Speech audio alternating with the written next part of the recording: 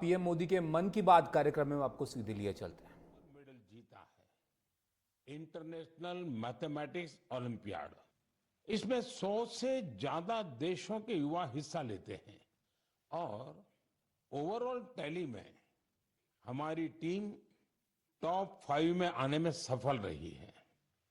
देश का नाम रोशन करने वाले इन स्टूडेंट्स के नाम है पुणे के रहने वाले आदित्य वेंकट गणेश, पुणे के ही सिद्धार्थ चोपड़ा, दिल्ली के अर्जुन गुप्ता, ग्रेटर नोएडा के कनव तलवार, मुंबई के रुशिल माथुर और गुवाहाटी के आनंदो भादुरी।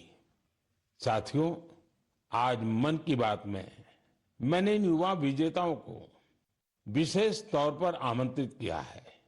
ये सभी इस समय फोन पर हमारे साथ जुड़े हुए हैं। नमस्ते साथियों, मन की बात में आप सभी साथियों का बहुत बहुत स्वागत है। आप सभी कैसे हैं? हम ठीक है सर। अच्छा साथियों, मन की बात के जरिए देशवासी आप सभी के एक्सपीरियंसेस जानने को बहुत उत्सुक है।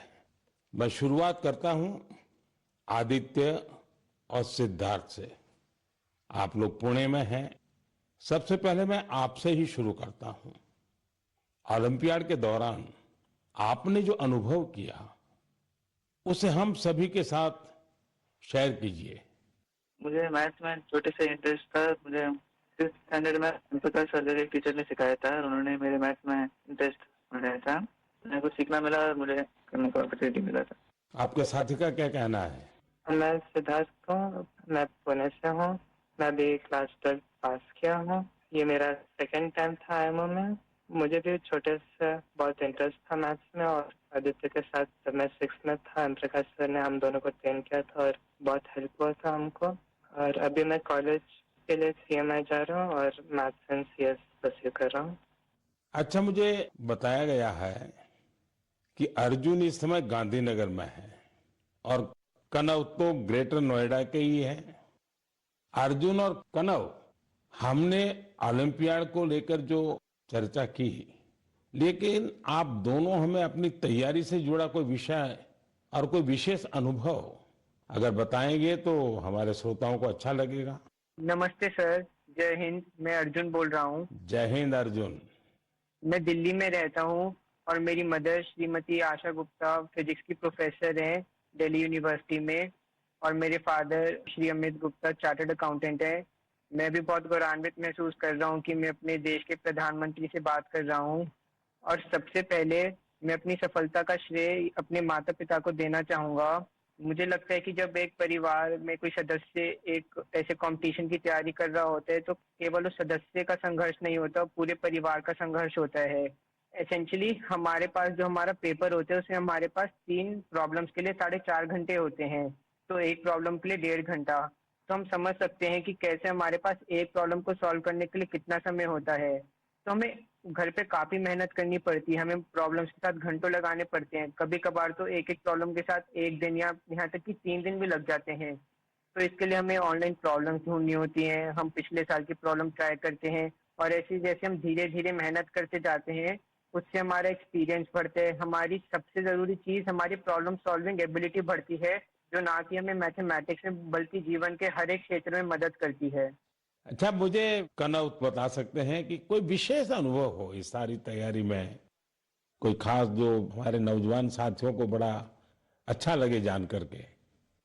मेरा नाम कनव तलवार है।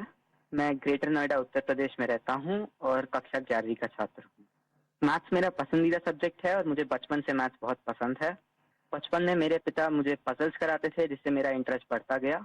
मैंने ओलंपियाड की तैयारी 7th क्लास से शुरू की थी, जिसमें मेरी सिस्टर का बहुत बड़ा योगदान है और मेरे पेरेंट्स ने भी हमेशा मुझे सपोर्ट किया। ये ओलंपियाड HPCSE कंडक्ट कराता है और ये एक 5 स्टेज प्रोसेस होता है। पिछले साल मेरा टीम में नहीं हुआ था और मैं काफी करीब था और ना होने पर बहुत दुखी था। तब मेरे पेरेंट्स ने मुझे सिखाया कि या हम जीतते हैं या हम सीखते हैं और सफर मायने रखता है, सफलता नहीं। तो मैं यही कहना चाहता हूँ कि love what you do and do what you love. सफर मायने रखता है, सफलता नहीं। और हमें सक्सेस मिलते रहेगा अगर हम अपने सब्जेक्ट से प्यार करें और जर्नी को एंजॉय करें। तो कान्हा, आप तो मैथमेटिक्स में भी इंटरेस्ट रखते हो और बोलते हैं ऐसे जैसे आपको साहित्य में भी रुचि है।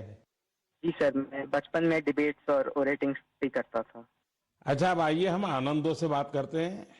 आनंदो, आप अभी गुवाहाटी में हैं और आपका साथी रुशील आप मुंबई में हैं। मेरे आप दोनों से एक क्वेश्चन है। देखिए, मैं परीक्षा पे चर्चा तो करता ही रहता हूं और परीक्षा पे चर्चा के अलावा अन्य कार्यक्रमों में भी मैं स्टूडेंट से संवाद करता रहता हूं। बहुत से छात्रों को मैथ से इतना डर लगता है, नाम सुनते ही घबरा जाते हैं। आप बताइए कि मैथ से दोस्ती कैसे की जाए। सर, मैं रुशल माथुर हूँ। जब हम छोटे होते हैं और हम पहली बार एडिशन सीखते हैं, हमें कैरी फॉरवर्ड समझाया जाता है, पर हमें कभी ये समझाया नहीं जाता कि कैरी फॉरवर्ड होता क्यों है। जब हम कंपाउंड इंटरेस्ट पढ़ते हैं, हम ये क्वेश्चन कभी नहीं पूछते कि ये कंपाउंड इंटरेस्ट का फॉर्मूला आता कहाँ से।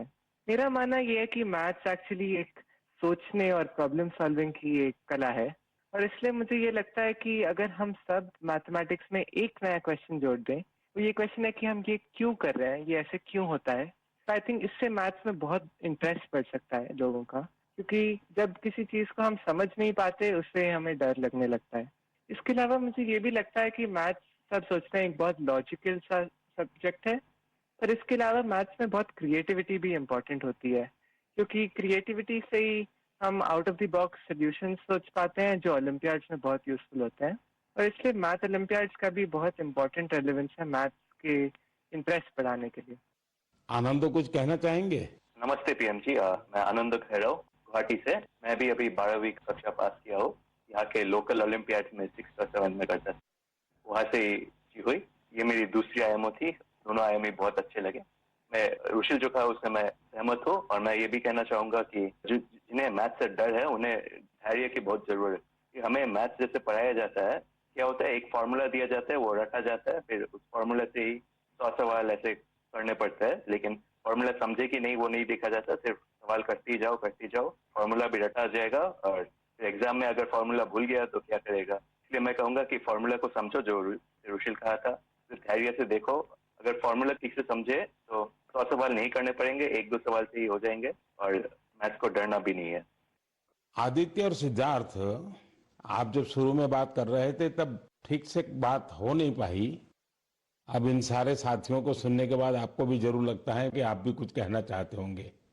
क्या आप अपने अनुभव अच्छे ढंग से शेयर कर सकते हैं? बहुत सारे दूसरे देशों से इंटरैक्ट किया था, बहुत सारे कल्चर्स से, और बहुत अच्छा था दूसरे स्टूडेंट्स से इंटरैक्ट करने के, और बहुत सारे फेमस मैथमेटिशियंस से। हाँ आदित्य। बहुत अच्छा एक्सपीरियंस था हमें।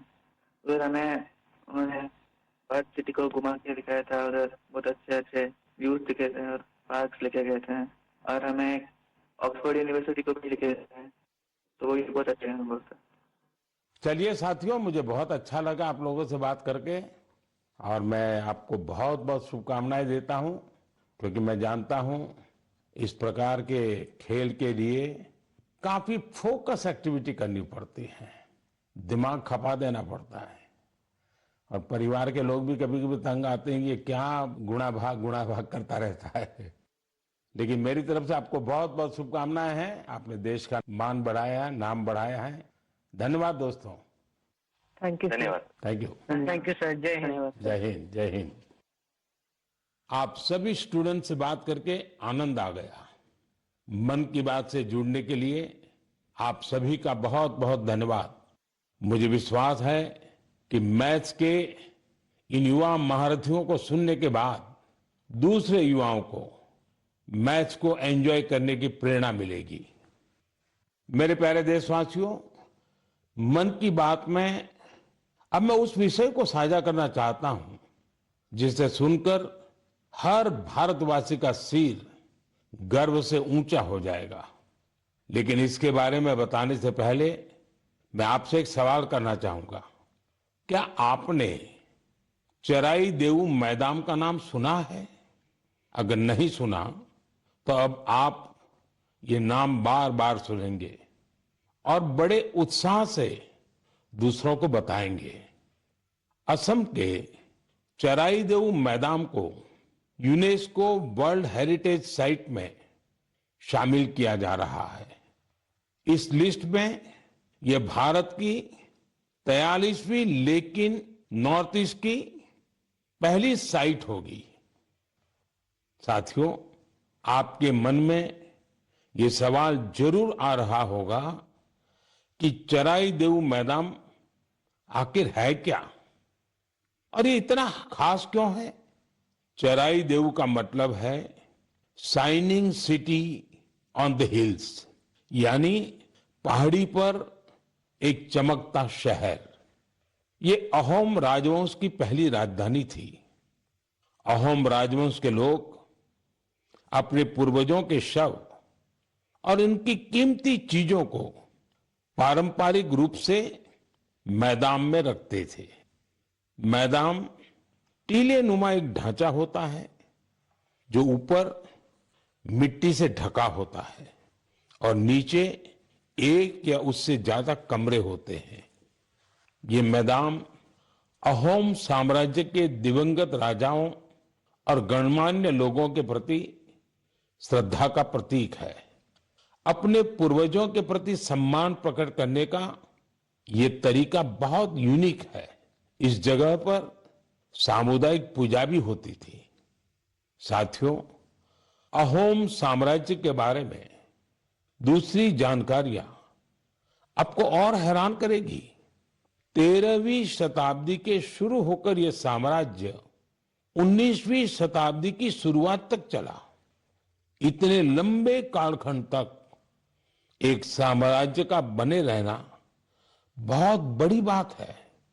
शायद अहोम साम्राज्य के सिद्धांत और विश्वास इतने मजबूत थे कि उसने इस राजवंश को इतने समय तक कायम रखा। मुझे याद है कि इसी वर्ष 9 मार्च को मुझे अदम्य साहस और शौर्य के प्रतीक महान अहोम योद्धा लसित बोरफुकन की सबसे ऊंची प्रतिमा के अनावरण का सौभाग्य मिला था। इस कार्यक्रम के दौरान अहोम समुदाय आध्यात्मिक परंपरा का पालन करते हुए मुझे अलग ही अनुभव हुआ था। लसित मैदान में अहोम समुदाय के पूर्वजों को सम्मान देने का सौभाग्य मिलना मेरे लिए बहुत बड़ी बात है। अब चराईदेव मैदान के वर्ल्ड हेरिटेज साइट बनने का मतलब होगा कि यहां पर और अधिक पर्यटक आएंगे। आप भी भविष्य के अपने ट्रैवल प्लान्स में इस साइट को जरूर शामिल करिएगा। साथियों, अपनी संस्कृति पर गौरव करते हुए ही कोई देश आगे बढ़ सकता है। भारत में भी इस तरह के बहुत सारे प्रयास हो रहे हैं। ऐसा ही एक प्रयास है प्रोजेक्ट परी। अब आप परी सुनकर कंफ्यूज मत होइएगा। ये परी स्वर्गीय कल्पना से नहीं जुड़ी, बल्कि धरती को स्वर्ग बना रही है। परी यानी public art of India. Project परी पब्लिक आर्ट को लोकप्रिय बनाने के लिए उभरते कलाकारों को एक मंच पर लाने का बड़ा माध्यम बन रहा है। आप देखते होंगे सड़कों के किनारे, दीवारों पर, अंडरपास में बहुत ही सुंदर पेंटिंग्स बनी हुई दिखती हैं। ये पेंटिंग्स और ये कलाकृतियां यही कलाकार बनाते हैं जो परी से जुड़े हैं। इससे जहां हमारे सार्वजनिक स्थानों की सुंदरता बढ़ती है, वहीं हमारे कल्चर को और ज्यादा पॉपुलर बनाने में भी मदद मिलती है। उदाहरण के लिए दिल्ली के भारत मंडपम को ही लीजिए। यहाँ देश भर के अद्भुत आर्ट वर्क्स आपको देखने को मिल जाएंगे। दिल्ली में कुछ अंडरपास और फ्लाईओवर पर भी आप ऐसे खूबसूरत पब्लिक आर्ट देख सकते हैं। मैं कला और संस्कृति प्रेमियों से आग्रह करूंगा कि वे भी पब्लिक आर्ट पर और काम करें। ये हमें अपनी जड़ों पर गर्व करने की सुखद अनुभूति देगा। मेरे प्यारे देशवासियों, मन की बात में अब बात रंगों की, ऐसे रंगों की जिन्होंने हरियाणा के रोहतक जिले की 250 से ज्यादा महिलाओं के जीवन में समृद्धि के रंग भर दिए हैं। हथकरघा उद्योग से जुड़ी ये महिलाएं पहले छोटी छोटी दुकानें और छोटे मोटे काम कर गुजारा करती थी, लेकिन हर किसी में आगे बढ़ने की इच्छा तो होती ही होती है। इसलिए इन्होंने उन्नति सेल्फ हेल्प ग्रुप से जुड़ने का फैसला किया और इस ग्रुप से जुड़कर उन्होंने ब्लॉक प्रिंटिंग और रंगाई में ट्रेनिंग हासिल की। कपड़ों पर रंगों का जादू बिखेरने वाली ये महिलाएं आज लाखों रुपए कमा रही है। इनके बनाए बेड कवर, साड़ियां और दुपट्टों की बाजार में भारी मांग है। साथियों, रोहतक की इन महिलाओं की तरह देश के अलग अलग हिस्सों में कारीगर हैंडलूम को लोकप्रिय बनाने में जुटी हैं। चाहे ओडिशा की संबलपुरी साड़ी हो, चाहे एमपी की माहेश्वरी साड़ी हो, महाराष्ट्र की पैठणी या विदर्भ के हैंड ब्लॉक प्रिंट्स हो, चाहे हिमाचल के भुट्टिकों के शॉल और ऊनी कपड़े हो, या फिर जम्मू कश्मीर के कनी शॉल हो, देश के कोने कोने में हैंडलूम कारीगरों का काम छाया हुआ है। और आप ये तो जानते ही होंगे, कुछ ही दिन बाद 7 अगस्त को हम नेशनल हैंडलूम डे मनाएंगे। आजकल जिस तरह हैंडलूम उत्पादों ने लोगों के दिलों में अपनी जगह बनाई है, वो वाकई बहुत सफल है, जबरदस्त है। अब तो कई निजी कंपनियां भी एआई के माध्यम से हैंडलूम उत्पाद और सस्टेनेबल फैशन को बढ़ावा दे रही है। कोशा एआई, हैंडलूम इंडिया, डी जंक, नोवा टैक्स, ब्रह्मपुत्रा फेबल्स, ऐसे कितने ही स्टार्टअप भी हैंडलूम उत्पादों को लोकप्रिय बनाने में जुटे हैं।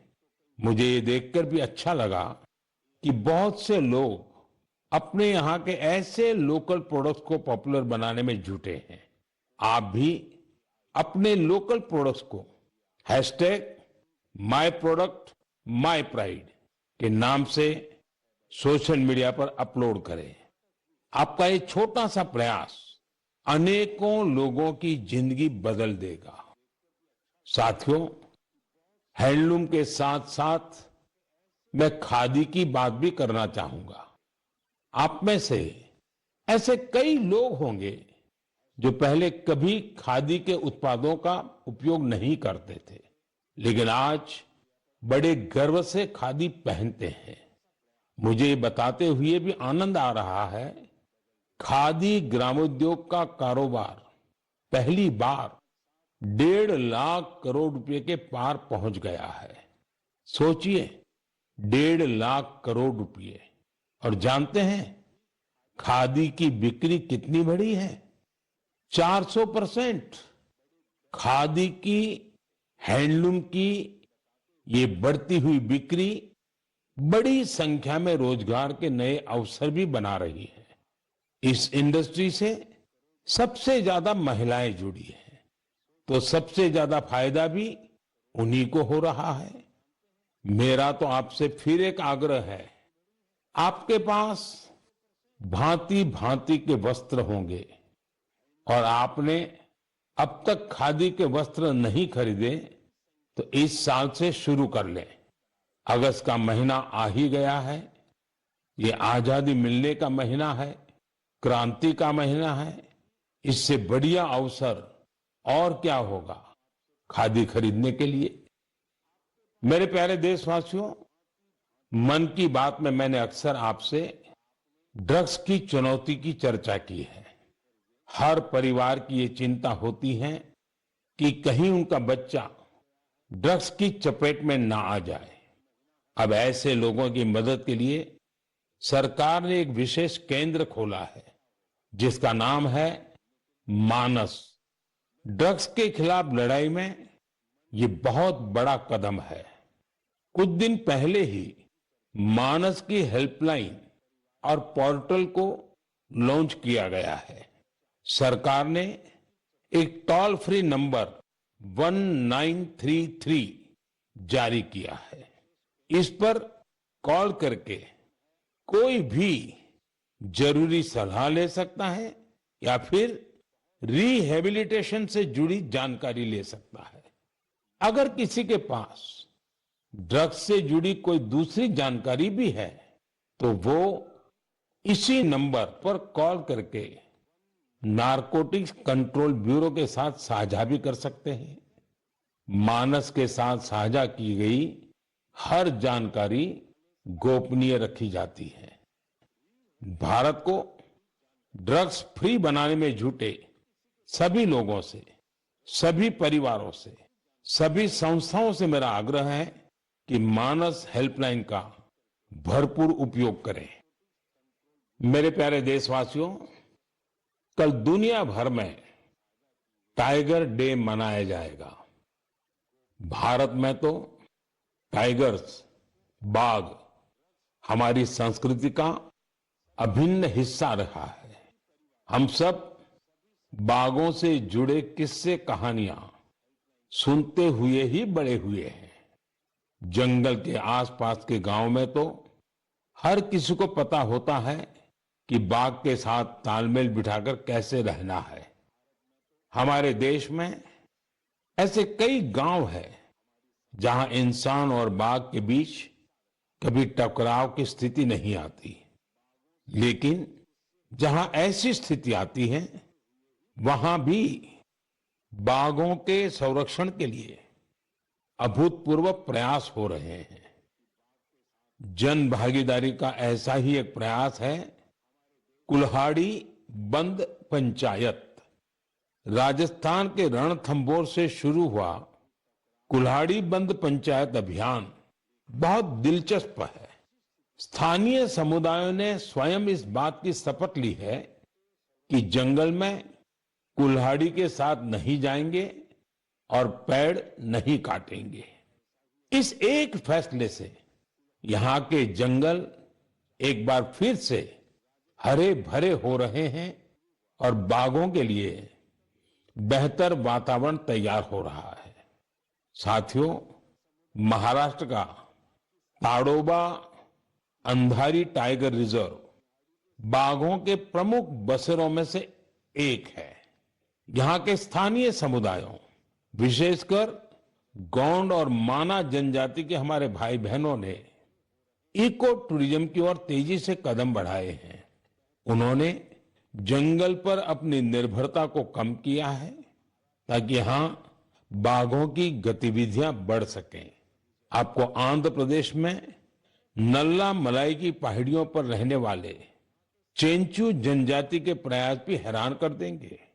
उन्होंने टाइगर ट्रैकर्स के तौर पर जंगल में वन्य जीवों के मूवमेंट की हर जानकारी जमा की। इसके साथ ही वे क्षेत्र में अवैध गतिविधियों की निगरानी भी करते रहे हैं। इसी तरह उत्तर प्रदेश के पीलीभीत में चल रहा बाघ मित्र कार्यक्रम भी बहुत चर्चा में है। इसके तहत स्थानीय लोगों को बाघ मित्र के रूप में काम करने की ट्रेनिंग दी जाती है। ये बाघ मित्र इस बात का पूरा ध्यान रखते हैं कि बाघों और इंसानों के बीच टकराव की स्थिति न बने। देश के अलग अलग हिस्सों में इस तरह के कई प्रयास जारी हैं। मैंने यहां कुछ ही प्रयासों की चर्चा की है, लेकिन मुझे खुशी है कि जन भागीदारी बाघों के संरक्षण में बहुत काम आ रही है। ऐसे प्रयासों की वजह से ही भारत में बाघों की आबादी हर साल बढ़ रही है। आपको ये जानकर खुशी और गर्व का अनुभव होगा कि दुनिया भर में जितने बाघ हैं, उनमें से 70% बाघ हमारे देश में है। सोचिए, 70% बाघ। तभी तो हमारे देश के अलग अलग हिस्सों में कई टाइगर सेंचुरी है। साथियों, बाघ बढ़ने के साथ साथ हमारे देश में वन क्षेत्र भी तेजी से बढ़ रहा है। इसमें भी सामुदायिक प्रयासों से बड़ी सफलता मिल रही है। पिछले मन की बात कार्यक्रम में आपसे एक पेड़ मां के नाम कार्यक्रम की चर्चा की थी। मुझे खुशी है कि देश के अलग अलग हिस्सों में बड़ी संख्या में लोग इस अभियान से जुड़ रहे हैं। अभी कुछ दिन पहले स्वच्छता के लिए प्रसिद्ध इंदौर में एक शानदार कार्यक्रम हुआ। यहां एक पेड़ मां के नाम कार्यक्रम के दौरान एक ही दिन में 2 लाख से ज्यादा पौधे लगाए गए। अपनी मां के नाम पर पेड़ लगाने के इस अभियान से आप भी जरूर जुड़े और सेल्फी लेकर सोशल मीडिया पर भी पोस्ट करें। इस अभियान से जुड़कर आपको अपनी मां और धरती मां दोनों के लिए कुछ स्पेशल कर पाने का एहसास होगा। मेरे प्यारे देशवासियों, 15 अगस्त का दिन अब दूर नहीं है और अब तो 15 अगस्त के साथ एक और अभियान जुड़ गया है, हर घर तिरंगा अभियान। पिछले कुछ वर्षों से तो पूरे देश में हर घर तिरंगा अभियान के लिए सबका जोश हाई रहता है। गरीब हो, अमीर हो, छोटा घर हो, बड़ा घर हो, हर कोई तिरंगा लहराकर गर्व का अनुभव करता है। तिरंगे के साथ सेल्फी लेकर सोशल मीडिया पर पोस्ट करने का क्रेज भी दिखता है। आपने गौर किया होगा, जब कॉलोनी और सोसाइटी के एक एक घर पर तिरंगा लहराता है तो देखते ही देखते दूसरे घरों पर भी तिरंगा दिखने लगता है। यानी हर घर तिरंगा अभियान तिरंगे की शान में एक यूनिक फेस्टिवल बन चुका है। इसे लेकर अब तो तरह तरह के इनोवेशन भी होने लगे हैं। 15 अगस्त आते आते घर में, दफ्तर में, कार में तिरंगा लगाने के लिए तरह तरह के प्रोडक्ट दिखने लगते हैं। कुछ लोग तो तिरंगा अपने दोस्तों पड़ोसियों को बांटते भी है। तिरंगे को लेकर ये उल्लास, ये उमंग हमें एक दूसरे से जोड़ती है। साथियों, पहले की तरह इस साल भी आप हर घर तिरंगा.com पर तिरंगे के साथ अपनी सेल्फी जरूर अपलोड करेंगे। और मैं आपको एक और बात याद दिलाना चाहता हूं। हर साल 15 अगस्त से पहले आप मुझे अपने ढेर सारे सुझाव भेजते हैं। आप इस साल भी मुझे अपने सुझाव जरूर भेजिए। आप माईगॉव या नमो ऐप पर भी अपने सुझाव भेज सकते हैं। मैं ज्यादा से ज्यादा सुझावों को 15 अगस्त के संबोधन में कवर करने की कोशिश करूंगा। मेरे प्यारे देशवासियों, मन की बात के इस एपिसोड में आपसे जुड़कर बहुत अच्छा लगा। अगली बार फिर मिलेंगे देश की नई उपलब्धियों के साथ, जन भागीदारी के नए प्रयासों के साथ। आप मन की बात के लिए अपने सुझाव जरूर भेजते रहें। आने वाले समय में अनेक पर्व भी आ रहे हैं।